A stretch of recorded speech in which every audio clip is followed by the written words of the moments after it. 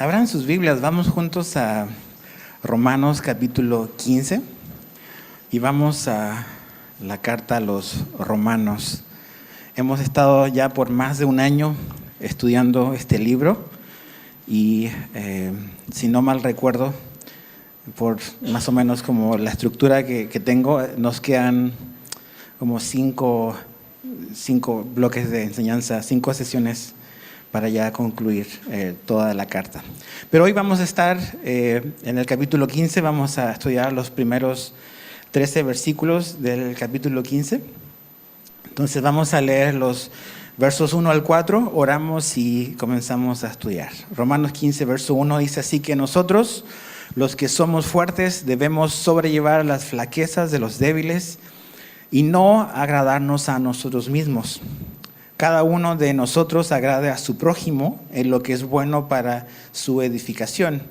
Pues ni aun Cristo se agradó a él mismo, antes bien, como está escrito, los insultos de los que te injuriaban cayeron sobre mí. Porque todo lo que fue escrito en tiempos pasados para nuestra enseñanza se escribió, a fin de que por medio de la paciencia y del consuelo de las Escrituras tengamos esperanza. Entonces, Padre, te pedimos de tu ayuda. Pedimos de que tu Espíritu Santo pueda hablarnos, pueda traer iluminación a nuestra mente, a nuestro espíritu, para no solamente saber lo que esto significa, sino que también poder vivirlo prácticamente en nuestra vida. Entonces, ayúdanos en la tarea que tenemos por delante. Te lo pedimos en el nombre de Jesús. Amén. Hemos estado en este bloque del capítulo 14 hasta el capítulo 15, verso 13. Es la última sección, quizás doctrinal, práctica de la carta a los romanos. Ya después Pablo habla de algunos temas con los cuales él va a concluir su carta. Pero cuando comenzamos el capítulo 14, yo les dije que esperaba un compromiso de su parte y era que pudiesen como que escuchar las 3 enseñanzas de este tema, porque es un solo tema, el capítulo 14 hasta el 15, verso 13. Y Pablo básicamente está abordando y trayendo claridad, trayendo sabiduría, trayendo como que instrucción sobre un conflicto que había en la iglesia en Roma. Y era básicamente, como él comienza en el 14, verso 1, había un conflicto respecto a opiniones. Y lo que estaba sucediendo era básicamente que había un grupo en la iglesia en Roma que tenía la libertad de comer de todo. Ese mismo grupo también no tenía una preferencia específica sobre qué día adorar. Ellos podían adorar a Dios cualquier día. Pero el otro grupo era un grupo que era en su mayoría judíos que eran creyentes en Jesús ahora, que preferían un día, en este caso el sábado, y habían ciertos alimentos de los cuales ellos no participaban. Entonces eso estaba generando como una tensión en la congregación y Pablo escribe esta última sección de la carta para ayudarles a ellos a resolver los conflictos y a no dejar que esas cosas produzcan una división en la iglesia. Ahora, cuando a medida que estudiábamos esta sección, decíamos de que a lo mejor en la actualidad eso quizás no es tan relevante para nosotros, pero aunque los ejemplos han cambiado, hay muchas cosas en las cuales como cristianos a veces nos podemos pelear y nos podemos dividir. A veces es un asunto de apariencia, cómo nos vestimos, cómo deben de verse, según algunas personas, los cristianos, qué tipo de música deben de escuchar, se puede escuchar o no música secular, se puede bailar o no se puede bailar, se puede tomar alcohol o no se puede tomar alcohol. Entonces hay una gran variedad de cosas en las cuales la Biblia no nos dice, no es tajante, y a veces nosotros hemos elevado nuestra opinión personal y la hemos equiparado a la palabra de Dios. Y eso ha traído gran daño. Entonces, ¿qué es lo que Pablo le ha venido diciendo a los romanos que es útil para nosotros? Él dio 3 instrucciones. En el capítulo 14, verso 1, él dijo que el fuerte en la fe debía de aceptar al débil en la fe. El fuerte en la fe era la persona que no tiene problema con los días de la semana para adorar a Dios y el que no tiene problema con los alimentos, come de todo. Ese es el fuerte en la fe. El débil en la fe es el que cree que solo se adora a Dios el sábado y que solo se pueden comer ciertos alimentos. Entonces, el fuerte en la fe debe aceptar al débil en la fe. En el capítulo 14, verso 3, Pablo decía que el fuerte en la fe no debe de menospreciar al débil por su madurez o su inmadurez, pero que también el débil en la fe no debe de juzgar al que es fuerte en la fe. No debe de haber esa tensión entre ellos. Las razones era porque a ambos los recibió Dios. Dios ha recibido tanto el fuerte en la fe como el débil en la fe. También Pablo decía en el 14:4 que Dios los va a sostener a ambos, tanto el fuerte como el débil. También que Jesús es el Señor de ambos, o sea, eso quiere decir de que nosotros no somos nadie para juzgar al criado ajeno.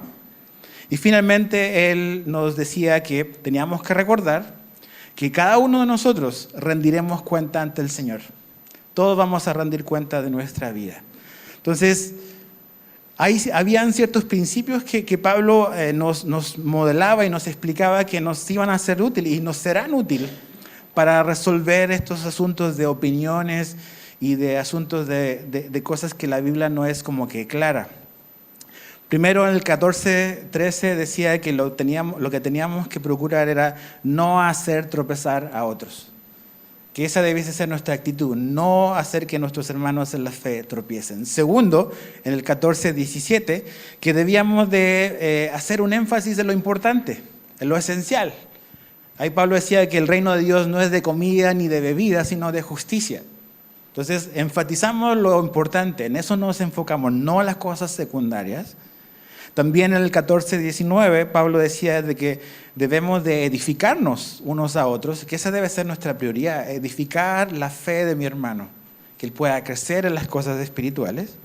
También en el 14:22, lo vimos el último domingo que estuvimos en esto, es que no debíamos de violentar nuestra conciencia. Hay cosas que nuestra conciencia nos acusa que no debemos de participar y hacer. A lo mejor la Biblia no dice nada al respecto. Bueno, Pablo decía, no vayas en contra de tu conciencia. Es algo que Dios ha puesto ahí y es como una voz de alerta. No vayas en contra de tu conciencia si tu conciencia te dice, no participes y no hagas esto. Entonces, principios generales que nos puedan ayudar en estas cosas de opiniones, de libertades personales, de si voy aquí o no voy acá, si hago esto o no hago esto. Son cosas que nos van a ayudar. Y finalmente hoy Pablo nos da el último principio que nos va a ayudar a considerar si hacemos algo o no hacemos algo. Y el principio que Pablo nos dice que tenemos que considerar es, tenemos que seguir el ejemplo de Jesús. Si te fijas otra vez en el capítulo 15 del verso 1 al 3, Pablo hace un llamado y otra vez se vuelve a enfocar en el que es fuerte en la fe. Dice, nosotros los que somos fuertes, y está hablando fuertes en la fe. Hay cristianos que son fuertes en la fe, que son cristianos maduros en su fe, y hay otros que no lo son tanto. La responsabilidad y el llamado es para el que es fuerte, y su llamado, o lo que Dios nos llama, es a sobrellevar las flaquezas de los débiles. Debemos de siempre pensar más allá de simplemente nuestra vida. Debemos estar interesados en cómo mi hermano en la fe está caminando. Si mis acciones le van a ayudar o no a seguir a Jesús. ¿Por qué hacemos eso? No porque estamos obligados, sino porque lo que nos obliga y lo que nos conduce es el amor. Pablo hablaba de que cuando no somos cuidadosos de lo que hacemos, ya no andamos en amor. Eso hablaba el capítulo 14, verso 12, si no mal recuerdo, 12, 15 por ahí. Pablo decía que nosotros somos cuidadosos porque queremos andar en amor. Queremos edificar a nuestro hermano. Pero Pablo en el libro, en la carta a los Gálatas, dice lo siguiente, Gálatas 6:2. Dice, lleven los unos las cargas de los otros y cumplan así la ley de Cristo. La Biblia y Dios espera que nos desprendamos un poco de nuestra mentalidad como que individualista y podamos mirar para nuestro alrededor y saber de que Dios nos ha puesto en un cuerpo, que es el cuerpo de Cristo, que es la iglesia, y que somos responsables los unos de los otros. No es algo que nuestro cristianismo no es algo que llevamos a cabo aislados de algo o de alguien, sino que algo que vivimos en comunidad con otros creyentes. Y parte de esa responsabilidad sobre todo si somos maduros en la fe, es sobrellevar las flaquezas de los que son débiles en la fe. También el fuerte debe de no agradarse a sí mismo. Muy interesante, fíjate al final del verso 1, dice, y no agradarnos a nosotros mismos. Entonces, nos enfocamos en ayudar o sobrellevar las flaquezas de los hermanos débiles de la fe, pero también no vivimos para agradarnos a nosotros mismos. Y esto es completamente antinatural. Y es completamente anticultural. Es contracultural. Porque la tendencia que todos tenemos aquí, no importa quién seas, es todos pensamos en nosotros primero. Esa es nuestra naturaleza pecaminosa y humana. Yo soy el centro, yo soy lo más importante y después vendrán los demás. También es la tendencia en la cultura que vivimos, nos hace pensar de que somos el centro del universo. Entonces, esto de vivir para no agradarse a sí mismo no es ni popular ni natural en nosotros, pero es lo que implica la vida de seguir a Jesús. Entonces, generalmente, sobre todo en este tiempo, a veces vemos a las personas y todas estas categorías que hemos creado, que la cultura popular ha creado, de tú sé feliz, tú sigue tus sueños y cualquier persona que se interponga entre tu felicidad y tú es como una persona tóxica. Entonces como que tienes que eliminarlo de tu vida porque se está cruzando en que tú alcances tu felicidad. Y cuando ves a Jesús nos dice algo completamente diferente. Completamente diferente. Entonces nosotros pensamos que Dios nos ha dado una libertad o que tenemos libertad básicamente para seguir viviendo centrados en nosotros mismos. Pero lo que la Biblia nos muestra es que la libertad siempre está gobernada por el amor a mi prójimo, por el amor a mi hermano. De hecho, este versículo es muy importante y creo que es un versículo que debiésemos de recordar más seguido. 2 Corintios 5:15, Pablo dice lo siguiente, hablando de lo que Jesús hizo en la cruz, dice, y por todos murió, dice, para que los que viven ya no vivan, ¿para qué? Para sí, sino para aquel que murió y resucitó por ellos. O sea, le significó a Jesús morir para venir a liberarnos del egoísmo y de una vida centrada en nosotros mismos. Muy importante. A veces pensamos que sí somos esclavos del pecado y que la gente me hace hacer esto y que la gente le echamos la culpa a los demás, pero realmente la raíz de nuestros problemas somos nosotros mismos. Y una vida enfocada en uno es una vida miserable para el que la vive así y también miserable para los que le rodean. Entonces Jesús murió para que tú y yo dejemos de vivir para nosotros. Y es lo mismo que Pablo nos está diciendo en Romanos. Debemos de dejar de agradarnos a nosotros. Ya no somos el centro. Ya no vivimos vidas egoístas. ¿Qué tenemos que hacer en cambio? Como dice, volviendo a Romanos 15, dice verso 2, cada uno de nosotros agrade a su prójimo. Ahora, esto creo que necesita clarificación, porque me has oído decir, si llevas tiempo con nosotros, que tú y yo no somos llamados a complacer al ser humano, ¿no? Nuestra prioridad debe ser siempre complacer a Dios. Pero aquí Pablo dice que debemos de agradar a nuestro prójimo. ¿Qué quiere decir Pablo? ¿O qué quiere decir la Biblia? Hay diferentes motivaciones al querer agradar a otros. A lo mejor uno las puede ver por fuera iguales, pero en lo oculto, en el corazón, tienen diferentes motivaciones. Y eso es, creo, lo que Dios quiere que tengamos cuidado. No debemos agradar a otros por narcisismo. ¿Ok? ¿A qué me refiero con esto? A veces tú y yo simplemente estamos agradando a las demás personas, no porque estamos pensando en ellos, sino porque estamos pensando en nosotros mismos. queremos encajar en un grupo, queremos ser aceptados por los demás y hacemos cosas por ellos, no porque queremos bendecir sus vidas, sino porque simplemente queremos ser aceptados y bienvenidos o queremos obtener algo a cambio. Y eso nos lleva a ceder a nuestras convicciones, ceder a nuestra fe, con tal de que nos den la bienvenida, que nos acepten, que nos reconozcan, que tengamos popularidad, no sé, que me den un trabajo.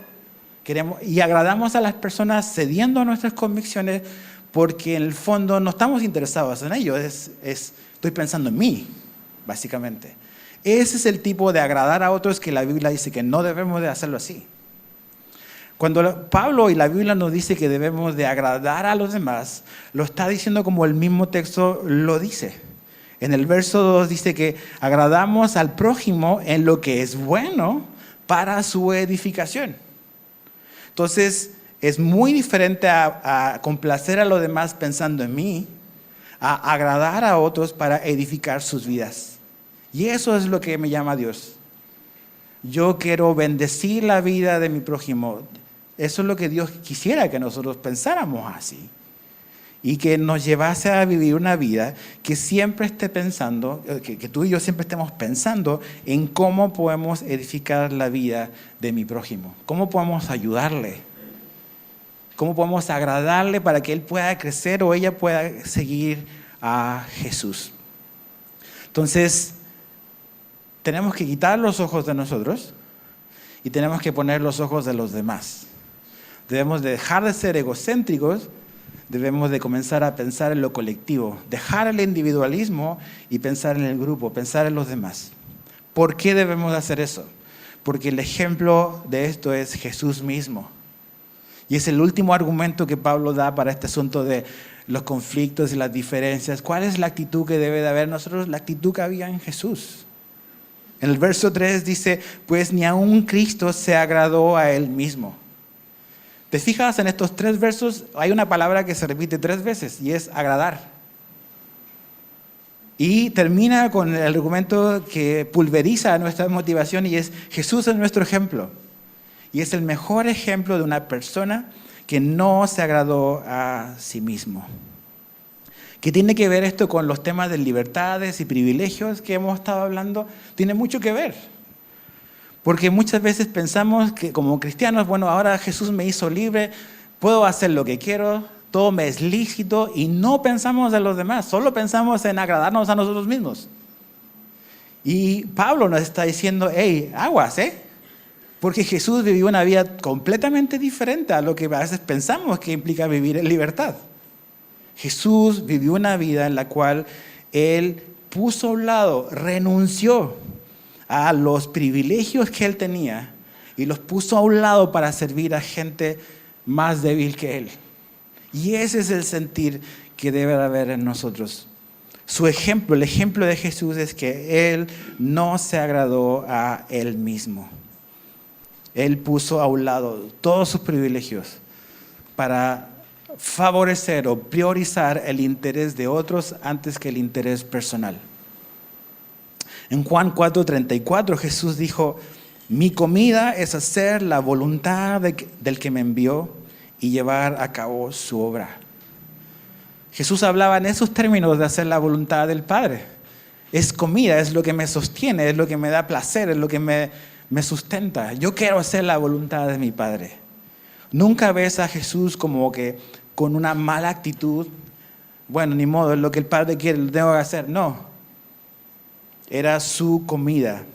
En Juan 8:29 Jesús dijo, y aquel que me envió está conmigo, no me ha dejado solo porque yo siempre hago lo que le agrada.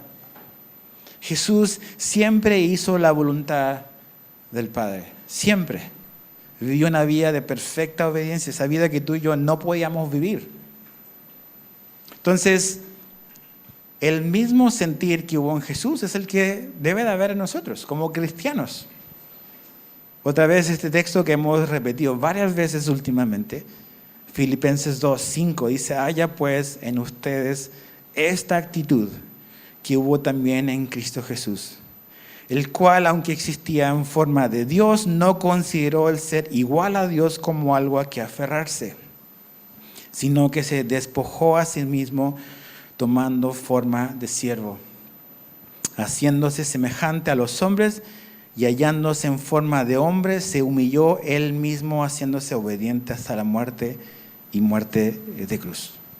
Entonces, nuestro ejemplo es Jesús, es Cristo.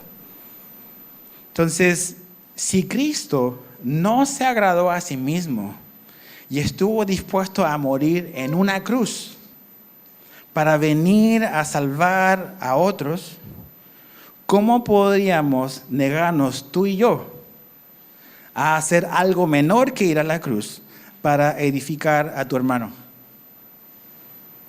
O sea, si Jesús estuvo dispuesto a cruzar el abismo que nos separaba entre Él y nosotros y morir una muerte tan cruel con el solo interés de salvar a gente que merecía morir, ¿quiénes somos tú y yo para no estar dispuestos a poner ciertos privilegios a un lado para edificar a tu hermano en la fe? Entonces, ya, cerramos la Biblia y nos vamos a la casa a pensar esto. Porque, dices, o sea, ¿cómo puedes refutar ese argumento? O sea, Cristo es el ejemplo de alguien que, como dice ahí, no se agradó a sí mismo. Muy importante.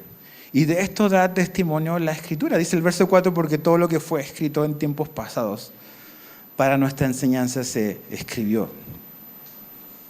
La Biblia no solamente el Nuevo Testamento. Los cristianos del siglo XXI piensan que la Biblia solo es el Nuevo Testamento. Pero las Escrituras a las cuales Pablo está haciendo referencia aquí es el Antiguo Testamento. Y dice que el Antiguo Testamento está escrito, dice, para nuestra enseñanza. Oye, nosotros, tú y yo, no somos judíos, ¿ok? El Nuevo Testamento no fue escrito para nosotros principalmente, pero fue útil y es útil para nuestra enseñanza. Entonces, las historias de Job que hemos estado viendo los miércoles es para tu enseñanza, es para mi enseñanza. ¿Por qué a veces creo que esta es mi opinión personal? ¿Por qué a veces pienso o veo que hay muchos cristianos como que no entienden a veces todo lo que Jesús significa y todo lo que Cristo implica? Es porque hay una gran ignorancia del Antiguo Testamento. No valoramos eso. No son cosas de hace 2000, 3000 años atrás. Dice que está escrito para nuestra enseñanza, para darnos consuelo, para que tengamos esperanza. ¿Te hace falta consuelo? ¿Te hace falta esperanza? Lee el Antiguo Testamento. Para eso está escrito. Dicen, no, pero ¿qué tiene que ver conmigo? Tiene todo que ver contigo y conmigo. Porque es la historia, es el camino pavimentado para que Jesús viniese. Si no conocemos el Antiguo Testamento, ¿por qué debiésemos de creer en Jesús? Podría ser cualquier hombre. Pero Jesús es quien es Él, porque Él es el cumplimiento de todo lo que el Antiguo Testamento dice. Entonces, ven el miércoles a estudiar Job. Ahí va mi publicidad.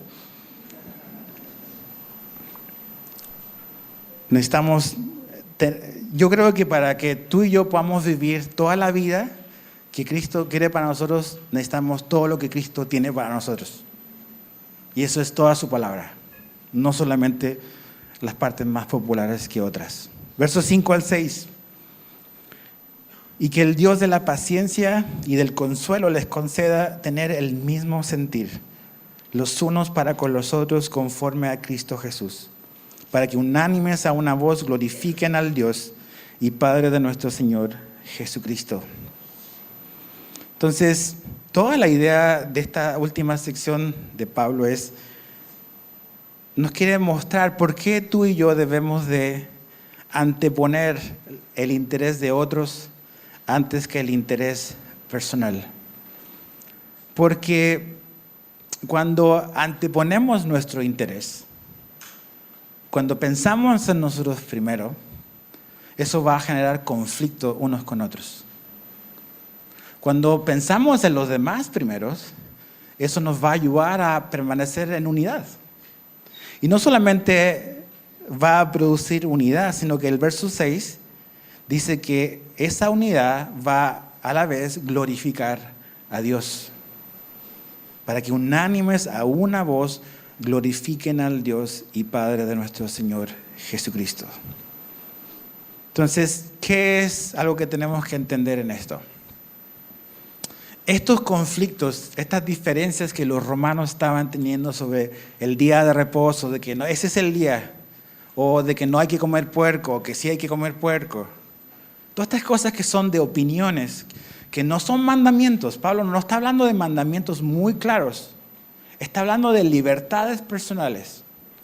Este asunto de estas diferencias y discrepancias entre ellos se van a evitar o no van a transformarse en una división si cada uno de nosotros quitamos los ojos de nosotros mismos y los ponemos en Cristo.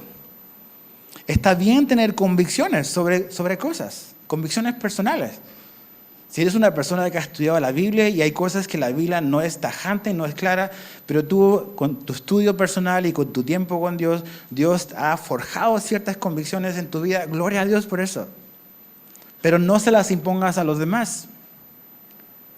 Entonces, ¿qué es lo que tenemos que hacer? Siempre por sobre eso es siempre mirar a los demás como la Biblia nos pide que miremos a nuestro hermano, como más importante que nosotros. Filipenses 2 otra vez.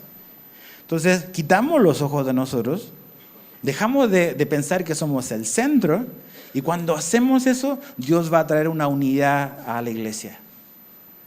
Ahora, si somos sinceros y honestos delante de Dios, no sé qué porcentaje, quizás la mayoría, de los conflictos en un matrimonio, en una familia, en una iglesia, es porque tenemos los ojos puestos en nosotros, primero. O sea, es el egoísmo. Yo tengo la razón, mi opinión es la neta, yo tengo la verdad, tú estás equivocado. Y cuando nos aferramos a eso es cuando hay división. Y nos peleamos por cosas absurdas. Okay, hay cosas que tenemos que dar nuestra vida, por la fe, o sea, por la inerrancia de la palabra de Dios, por la divinidad de Jesús, pero nos estamos peleando a veces porque la música está muy fuerte, que está muy despacio, que no me gustó la alabanza, que no se puede usar pantalón, cosas absurdas. Entonces, en esas cosas de las cuales tenemos convicciones personales fuertes, no son las cosas a las cuales debemos de aferrarnos.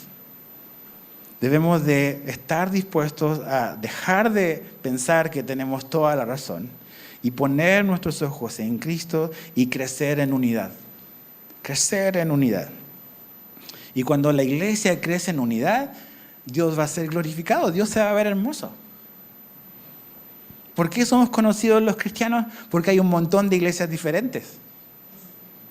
¿Se acuerdan? Bueno, a lo mejor los jovencitos no se van a acordar, pero los que son de mi edad, ¿se acuerdan de la película Los Gremlins? ¿Se acuerdan de esos bichitos, esos monstruos que con el agua se multiplicaban por todas partes? A veces esa es la iglesia cristiana, nada más tiras agua y ¡pum!, sale una iglesia por ahí. Somos conocidos porque no estoy de acuerdo y me voy y armo mi propio grupo. Es como cuando eras niño y te enojabas y te agarrabas la pelota y te ibas con la pelota para tu casa. Nadie más puede jugar. No hemos aprendido a ser humildes y a resolver nuestras diferencias. Y nos estamos peleando y dividiendo por cosas absurdas. Entonces, lo esencial es lo esencial, pero en las cosas secundarias hay libertad. Podemos pensar diferentes, lo que sí necesitamos es ser humildes y tener el mismo sentir conforme a Cristo. Y para eso, fíjate, el verso 5 dice, y que el Dios de la paciencia y del consuelo les conceda tener el mismo sentir los unos para con los otros conforme a Cristo. El tener un mismo sentir, tener la misma actitud que había en Cristo, vamos a necesitar la ayuda de Dios. O sea, no es como que nada más voy a cambiar el chip y ya, una nueva mentalidad. No, necesitamos la intervención de Dios. Tú y yo necesitamos pedirle a Dios de que de verdad nos ayude a mirarnos unos a otros, a tratarnos unos a otros como glorifica a Dios. ver al otro como más importante que yo, eso es un trabajo sobrenatural que Dios tiene que hacer. Ahora, lo interesante es que Dios quiere hacerlo, tú quieres obedecer. Yo quiero obedecer o no, porque Dios está dispuesto a producir ese sentir en mí. Ahora, verso 7. Por tanto, acéptense los unos a los otros como también Cristo nos aceptó para la gloria de Dios. ¿Por qué debemos de anteponer los intereses de otros antes que los intereses personales? ¿Por qué alguien que piensa diferente a mí, a lo mejor en estas cosas de libertades y convicciones personales, debo de verlo como más importante que yo? Es porque Cristo nos aceptó a ambos. Jesús nos aceptó a todos. Ahora, ya ha pasado bastantes meses desde Romanos 5, pero quiero recordarte cuándo nos aceptó Cristo. Porque si dice que Cristo nos aceptó, tenemos que hacer la pregunta, ¿cuándo y cómo nos aceptó Cristo? Bueno, Romanos 5:6, Dios y Cristo nos aceptó cuando éramos incapaces e impíos. Romanos 5:8, Cristo nos aceptó cuando aún éramos pecadores. Romanos 5:10, Cristo nos aceptó cuando aún éramos enemigos. Entonces, ya que Jesús nos recibió, ¿quiénes somos nosotros para no aceptarnos y no aceptar a otro que tiene opiniones distintas en cosas secundarias, en cosas que no son esenciales? Que a ti te gustan los himnos, a mí no me gustan los himnos. No estoy diciendo que no me gustan, es un ejemplo. No, que a mí me gustan las alabanzas y así. Entonces empezamos en nuestra mente a crear todas estas categorías de, es anticuado, es anticuada. Eso es totalmente irrelevante. Si Jesús nos ha aceptado en estos términos y bajo estas condiciones que traíamos, ¿quiénes somos nosotros para empezar a menospreciar, a juzgar a un hermano que decide que el día en que él o ella se va a congregar no es el domingo, es el miércoles, porque no puede venir el domingo? O que tiene la libertad para comer esto que a lo mejor yo no tengo la libertad. O que tiene la libertad para hacer esto que la Biblia no dice que es pecado, pero a mí mi conciencia no me lo permite. ¿Quién soy yo para juzgar y condenar a esa persona si Cristo lo aceptó y nos aceptó en peores condiciones a nosotros? No somos nadie. Entonces no podemos hacer de esas cosas lo más importante. Finalmente el verso 8 al 13 dice, pues les digo que Cristo se hizo servidor de la circuncisión para demostrar la verdad de Dios, para confirmar las promesas dadas a los padres y para que los gentiles glorifiquen a Dios por su misericordia. Como está escrito, por tanto te confesaré entre los gentiles y a tu nombre cantaré. Y vuelve a decir, regocíjense gentiles con su pueblo. Y de nuevo, alaben al Señor todos los gentiles y todos los pueblos lo alaben. Y a su vez Isaías dice, retoñará la raíz de Isaí, el que se levanta a regir a los gentiles pondrán en él su esperanza.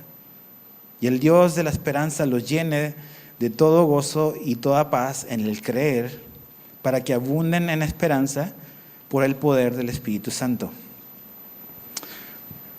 Finalmente, esta idea de Jesús nuestro ejemplo, que ni siquiera Él se agradó a sí mismo.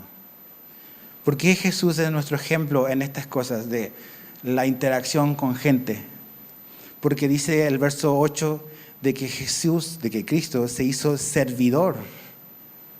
Servidor. Jesús vino a servir, no a ser servido. Su vida, su ministerio implicó dar su vida por los demás. Entonces, aquí Pablo dice algo muy interesante y trata lo voy a tratar de hacer lo más claro y más sencillo posible, porque a lo mejor es un poco confuso. Dice, ¿de qué está hablando Pablo? Porque, ¿qué tiene que ver esto con los pleitos que ellos tenían de comer o no, de este día o no? O sea, ¿qué tiene que ver eso con lo que Pablo está diciendo acá? Bueno, La actitud de Jesús que debemos de imitar es que Él vino a servir. Es un servidor de la gente. Pero aquí dice algo muy importante. Lo primero es que Él dice que vino a ser un servidor de la circuncisión. ¿Qué quiere decir eso? Que Jesús vino a servir a los judíos. La circuncisión es los judíos, es el pueblo de Dios. Entonces, ¿cómo vino a servirlos? Dice al final del verso 8, a confirmar las promesas dadas a los padres. ¿Qué quiere decir eso? Que Jesús es la culminación, es el cumplimiento de todas las promesas que Dios les había dado a la nación de Israel en el Antiguo Testamento. La venida de Jesús significó para el pueblo de Israel que Dios era fiel con ellos. Jesús es una muestra de la fidelidad de Dios para con Israel, porque Jesús es servidor. Él vino a cumplir todas las promesas que están en el Antiguo Testamento. Por eso es importante conocer el Antiguo Testamento. Entonces, Dios es fiel con los judíos y Jesús es la mejor muestra de eso. Pero no solamente Jesús vino para eso. Fíjate el verso 9. Y para que los gentiles glorifiquen a Dios por su misericordia. Esto es algo asombroso. Jesús no solamente vino a rescatar y a salvar a los judíos, también vino a salvar a los que no son judíos, a los gentiles, dice acá. Y cuando la Biblia usa ese término gentil, está refiriéndose a toda persona que no es judío, o sea, tú y yo. Entonces, Jesús también vino por esa gente que no era del pueblo de Israel, para que tú y yo glorifiquemos a Dios y que veamos su misericordia. Cuando tú estabas perdido, cuando yo estaba perdido, no estaba interesado en Jesús, ni idea tenía de la ley, ni idea tenía del Antiguo Testamento, ni me interesaba. Eso era muy diferente a un judío, y es muy diferente. Dios les dio el Antiguo Testamento, donde Dios les muestra y les mostraba todo su plan para ellos. Pero tú y yo no hay ningún libro para nosotros de parte de Dios. Y eso es lo que Pablo dice, por ejemplo, en Efesios 2:12, dice, recuerden que en ese tiempo ustedes estaban separados de Cristo, excluidos de la ciudadanía de Israel, extraños a los pactos de la promesa, sin tener esperanza y sin Dios en el mundo. Así estábamos tú y yo. No teníamos un libro que Dios pensó en nosotros. Ahora, lo que Pablo está diciendo que en ese Antiguo Testamento Dios ya venía anunciando de que Dios también nos iba a alcanzar un día a nosotros. Y que esa salvación iba a venir a todos nosotros a través de los judíos.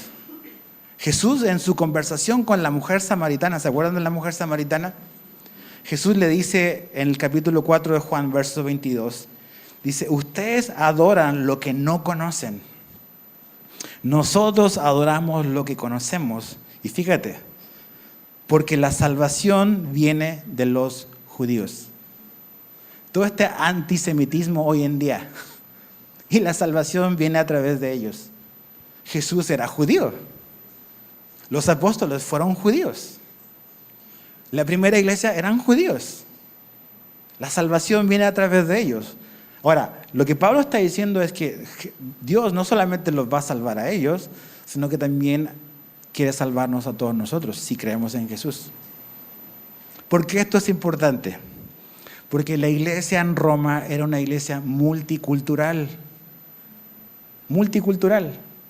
Habían cristianos que tenían un trasfondo judío, que eran los que decían el sábado y los que no se come puerco. Y estaban en la misma iglesia los cristianos que no eran judíos y que podían comerse sus chuletas de cerdo. Imagínate en el convivio de resurrección, ¿no? El hermano con su charola, con sus costillitas y todo eso, y el judío ahí como que rasgándose las vestiduras. Por eso habían problemas. Entonces Pablo está diciendo que el propósito de Dios es salvar al judío. Entonces el gentil no lo puede menospreciar, porque la salvación a nosotros viene a través de ellos. Pero también el judío tiene que aprender a entender que dentro del plan de Dios también está la salvación del gentil. Entonces, dice Pablo, es como que, hey, aprendan a arreglar los problemas porque Dios nos salva a ambos. A ambos. Entonces, por eso él habla de esto de los ministerios de Jesús, que a la circuncisión, pero también al gentil, porque la iglesia de Cristo está compuesta de personas totalmente diferentes los unos de los otros. Y tu hermano que está aquí, a lo mejor está sentado más allá, que es completamente diferente a ti. A lo mejor culturalmente, a lo mejor tuvo otra educación, tiene otro estatus, como a veces el hombre nos etiqueta. O sea, costó la misma sangre salvar a esa persona. La misma vida de Cristo. Entonces, lo que tenemos que aprender es aprender a sobrellevar las diferencias que podemos tener, no esenciales. Hay cosas que son esenciales en las cuales tenemos que estar de acuerdo. La divinidad de Cristo, la inerrancia de la Biblia, un montón de cosas. Pero en estas cosas de si vamos a comer aquí o si vamos a orar X días, si puedo usar o no jeans, si puedo ir al cine o no, si puedo escuchar música secular o no, eso va a implicar tu madurez y tener tu convicción personal con Dios. Esto no es asunto de pecado, ¿ok? Eso lo quiero dejar muy claro otra vez. No es si voy a obedecer a Dios en robar, no, eso es pecado, eso no se hace. Pero en estas cosas secundarias donde la Biblia no nos dice, no hagas esto, es ahí donde Dios espera de nosotros una madurez y poder aplicar estos principios que Dios nos da para que haya unidad en la iglesia y no haya división. Entonces, esto aplica para todas estas cosas secundarias que hablamos cuando comenzamos esta sección. Cosas que no son de vida o muerte, que tu salvación no depende de eso. Simplemente son convicciones personales, son opiniones personales y ahí necesitamos gracia entre nosotros. Entonces, para terminar, quiero, y puse una lámina, va a aparecer ahí en pantalla. Esos son 6 cosas, 6 principios que nos van a ayudar a todos nosotros a poder navegar y resolver y ser sabios y estar llenos de gracia los unos con los otros en temas secundarios y en temas de opiniones personales. Nos ayudan a tener sabiduría en, a ver, esto que estoy haciendo, ¿lo debo hacer o no? ¿Debo de participar o no en esto otro? Bueno, creo que estos principios, si los entendemos y si sobre todo los aplicamos a nuestra vida, nos vamos a evitar bastantes malos ratos entre nosotros. Ahora, les decía a los que vienen a la reunión de las 10 que llevo un par de años en el ministerio y me he dado cuenta que muchas veces muchos de los problemas que tenemos entre cristianos no son por pecados graves ostentosos. Tiene que ver muchas veces con cosas secundarias. Entonces, si podemos como que entender esto y llevarlo a nuestra vida, muchos de nuestros conflictos en la iglesia se van a terminar. No van a pasar a mayor cosa. Entonces, ¿cuáles son esos? ¿Cómo yo debo de examinar las cosas? En esas cosas que la Biblia no es clara y no es determinante. Primero, ¿es esto que voy a hacer o estoy haciendo provechoso o no? Y el texto es 1 Corintios 6:12. Ya lo hemos hablado otra semana, lo vuelvo a repetir. Todas las cosas me son lícitas, pero no todas son de provecho. Ok, la Biblia dice que eso que estás haciendo no es pecado, pero ¿es provechoso para tu vida espiritual? ¿Te va a ayudar a caminar con Cristo? ¿Te va a ayudar a ser más como Jesús o no? Si la respuesta es sí, bueno, no hay problema. Pero si la respuesta es no, a lo mejor lo más sabio es no participar en eso. Segundo, eso que estoy haciendo puede llegar a dominarme. El mismo texto, 1 Corintios 6:12, dice, todas las cosas me son lícitas, pero yo no me dejaré dominar por ninguna. Eso que estoy haciendo me he transformado con el tiempo en esclavo de eso, o yo todavía puedo decidir sobre eso.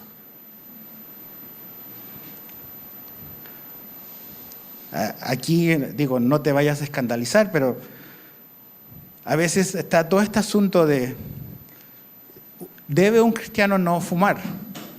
Yo te voy a decir, ¿por razones de salud? No, obviamente. Pero no hay ningún texto de la Biblia que por fumar nos vamos a ir al infierno. Te va a dar cáncer a los pulmones, probable. Pero significa que si una persona te está batallando con eso, yo puedo decirle, ¿sabes qué? ¿Tú no eres cristiano? Spurgeon fumaba habanos y muchos citan a Spurgeon. Ahora, no estoy diciendo, el pastor dijo que hay que fumar. No. Pero esas cosas, a veces hemos hecho de las cosas no esenciales grandes temas. Entonces, la Biblia nos da más advertencias del alcohol que del tabaco. Y en una cultura como nuestra, la mexicana, es de considerar los problemas de alcoholismo que tenemos. Pero a veces cristianos que no tienen problemas con el alcohol andan apuntando a cristianos que todavía tienen problemas con el cigarro. Paradójico. Entonces, ok, pero el cigarro te puede llegar a esclavizar, absolutamente. ¿Te conviene entonces? A lo mejor no, probablemente no. Número 4. ¿Es esto de tropiezo o no? Romanos 14:21 dice, es mejor no comer carne, ni beber vino, ni hacer nada en que tu hermano tropiece. Nada. Pablo dice, yo voy a ser cuidadoso en todo lo que hago, no porque soy un hipócrita, sino porque amo a mi hermano y no quiero que por nada que yo haga, él pueda terminar cayendo.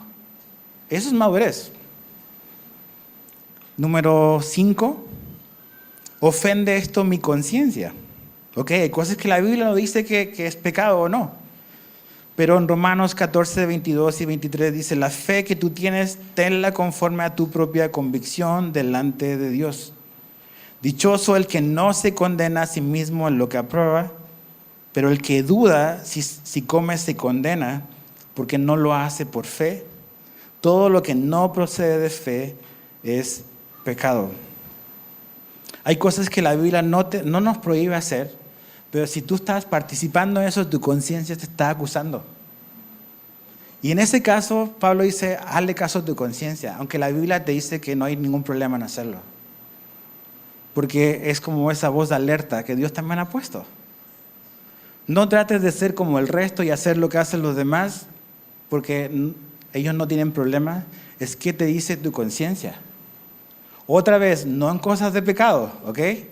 En cosas de libertades personales. Si tu conciencia te acusa, no lo hagas porque dice, si lo haces es pecado para ti. Y finalmente, el último principio es el que vimos hoy. Esto que estoy haciendo o que voy a participar, ¿refleja el carácter de Cristo o no? O sea, estoy reflejando a mi Salvador de una manera fiel. Si participo o hago esto o no. ¿Cuál fue el principio que rigió la vida de Jesús? O sea, Él no se agradó a sí mismo. Él puso a un lado sus privilegios para venir y servir al pecador. Entonces, si Jesús es nuestro ejemplo, y lo es, tenemos muchas cosas que pensar y considerar, quizás de muchas cosas que hacemos normalmente en nuestra vida y que no estamos pasando por este filtro de 6 cosas. Creo que estos principios son útiles para nuestra vida, para tomar decisiones que glorifican a Dios y también que edifican a su iglesia, que es finalmente lo que Dios quiere para nosotros.